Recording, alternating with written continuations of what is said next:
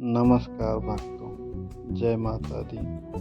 स्वागत है आपका हमारे चैनल पर, जहां हम नवरात्रि की दिव्य कथाओं को आप तक पहुंचा रहे हैं। आज नवरात्रि के तीसरे दिन हम बात करेंगे मां चंद्रघंटा की कथा, उनकी पूजा विधि और इस दिन के महत्व के बारे में। तो आइए जानते हैं देवी चंद्रघंटा की महिमा। माँ चंद्रघंटा नवरात्रि के तीसरे दिन पूजी जाती हैं। इनका स्वरूप अति दिव्य और तेजस्वी है। इनके मस्तक पर अर्धचंद्र सुशोभित है, जिस कारण से इन्हें चंद्रघंटा कहा जाता है। यह माँ शांति, वीरता और सौम्य की प्रतीक है। इनका वाहन सिंह है और ये अपने 10 हाथों में विभिन्न अस्त्र शस्त्र धारण करती हैं। माँ चंद्रघंटा की कथा। हिमालय पर्वत की दिव्य गुफाओं में एक अचंभित करने वाली घटना घट रही थी। माता पार्वती, जो शिव जी को पति रूप में प्राप्त करने के लिए वर्षों तक कठोर तपस्या कर चुकी थी, अब विवाह के लिए तैयार थी। समस्त देवगण, ऋषि मुनि और यक्ष किन्नर इस शुभ अवसर की प्रतीक्षा कर रहे थे। राजा हिमालय के महल में विवाह की भव्य तैयारियां हो रही थी। नगाड़े बज रहे थे, वैदिक मंत्र गूंज रहे थे और संपूर्ण वातावरण आनंदमय था। लेकिन जैसे ही भगवान शिव की बारात आने वाली थी, समस्त राजमहल में भय का माहौल छा गया। भयंकर बारात और माता मैना का भय। भगवान शिव, जो योगी और तपस्वी थे, अपनी बारात के साथ प्रकट हुए, पर यह बारात किसी साधारण राजा की तरह नहीं थी। शिव जी के शरीर पर चिता की भस्म लगी थी, गले में बेहतर नाग लिपटे थे, उनके हाथ में त्रिशूल था। उनके साथ भूत, प्रेत, पिशाच और अघोरी नाच रहे थे। यह दृश्य देखकर पार्वती जी की माता देवी मैना भयभीत हो गईं। उन्होंने यह सोचकर मूर्छा धारण कर ली कि उनकी पुत्री का विवाह एक ऐसे योगी से कैसे हो सकता है जो शमशान में वास करता है। महल में कोलाहल मच गया। सभी देवता और राजा, हिमालय भी चिंता में पड़ गए। पार्वती जी का दिव्य रूप, माँ चंद्रघंटा का प्रकट।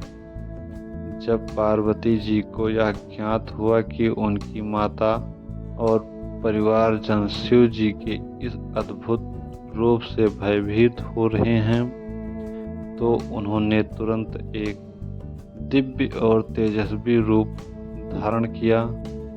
वह प्रकट हुई और माँ चंद्रघंटा के रूप में उनके मस्तक पर अर्धचंद्र था, जो घंटे के आकार में प्रतीत हो रहा था। वह सिंह पर सवार थी, जो उनकी वीरता और शक्ति का प्रतीक था। उनके 10 हाथों में शस्त्र और कमल शोभा पा रहे थे। उनका स्वरूप अत्यंत तेजस्वी था, जिससे चारों दिशाएं प्रकाशित हो रही थीं। उनके इस दिव्य रूप को देखकर समस्त देवता, गंधर्व और योगी स्तब्ध रह गए। उनकी उपस्थिति ने सभी के हृदय से भय समाप्त कर दिया। माँ चंद्रघंटा ने अपनी माता के पास जाकर उन्हें स्नेहपूर्वक संभाला और कहा, हे माता, भगवान शिव साक्षात परमेश्वर हैं। वे इस सृष्टि के मूल कारण और आदि योगी हैं। उनका यह स्वरूप भले ही विचित्र प्रतीत हो, परंतु वे सच्चे प्रेमी, त्याग और तपस्या के प्रतीक हैं। उनकी इस दिव्य वाणी से माता मैना का हृदय शांत हुआ और उन्होंने भगवान शिव को प्रेम पूर्वक अपना दामाद स्वीकार किया। माँ चंद्रघंटा के इस रूप से भगवान शिव भी प्रभावित हुए और उन्होंने अपना रूप परिवर्तित कर लिया। अब वे एक सुंदर, दिव्य और तेजस्वी रूप में प्रकट हुए। इस प्रकार माता पार्वती और भगवान शिव का विवाह अत्यंत शुभ तरीके से संपन्न हुआ। पूजा की विधि: स्नान एवं संकल्प। सुबह स्नान कर स्वच्छ वस्त्र धारण करें और माता चंद्रघंटा की पूजा का संकल्प लें। कलश स्थापना: पूजा स्थल पर एक कलश स्थापित करें और उनमें गंगा जल, सुपारी, फूल और पंचरत्न डालें।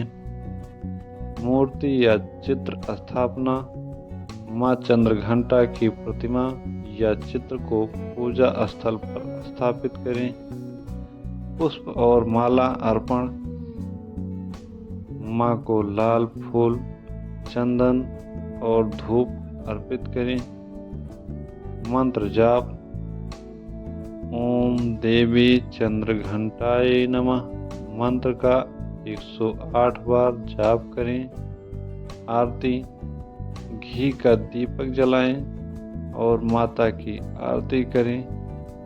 भोग अर्पण: माँ को दूध से बनी मिठाई या खीर का भोग लगाएं।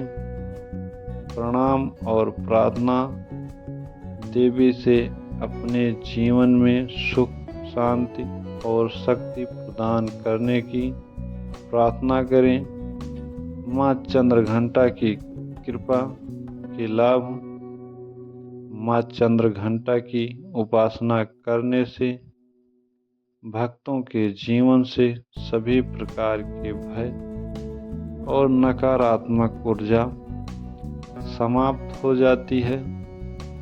यह देवी साधक को साहस, शक्ति और आत्मविश्वास प्रदान करती हैं।